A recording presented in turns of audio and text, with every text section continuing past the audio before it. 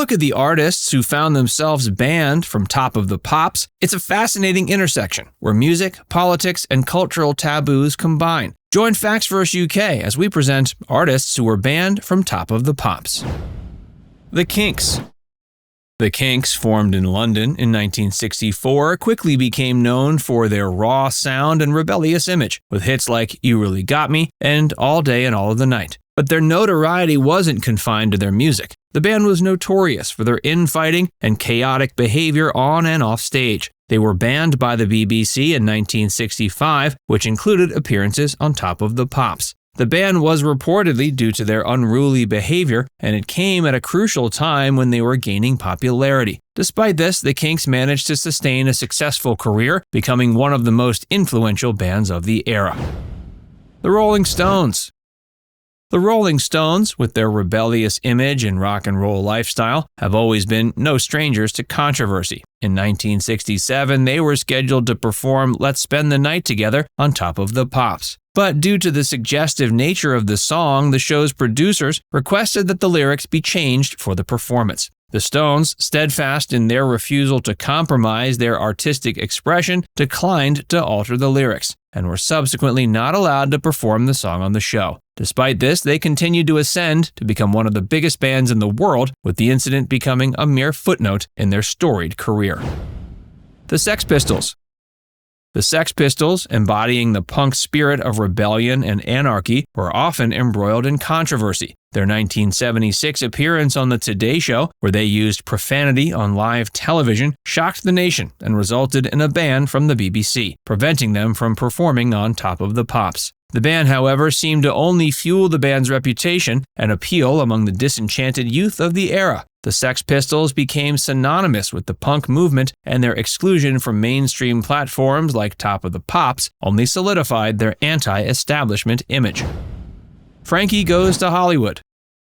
Frankie Goes to Hollywood faced controversy with their debut single Relax in 1984. The song, with its explicit sexual content, was banned by the BBC, which extended to a performance ban on Top of the Pops. Interestingly, the ban and subsequent controversy seemed to have the opposite effect than intended. Relax soared to number 1 on the UK singles chart and remained there for 5 weeks. The band inadvertently provided the band with a wealth of publicity, making the song one of the most iconic tracks of the 80s and establishing Frankie Goes to Hollywood's place in pop history. The Pogues. The Fairy Tale of New York by the Pogues, featuring Christy McCall, has become a staple in Christmas music collections since its release in 1987, but it has been a point of controversy due to its use of derogatory language. Over the years, and including during some performances on Top of the Pops, certain words have been censored or altered. The song has continued to be beloved by many, and despite the controversies, it has not been permanently shelved. The debates around the song have persisted, reflecting changing societal norms and attitudes towards potentially offensive language in media. Boogie Box High.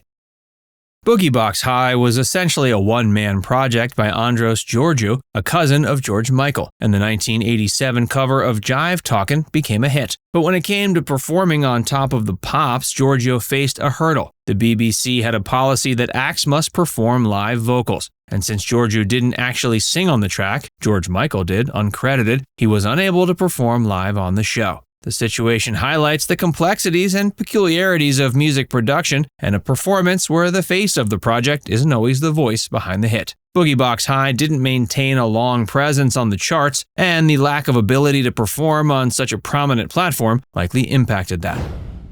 Milli Vanilli.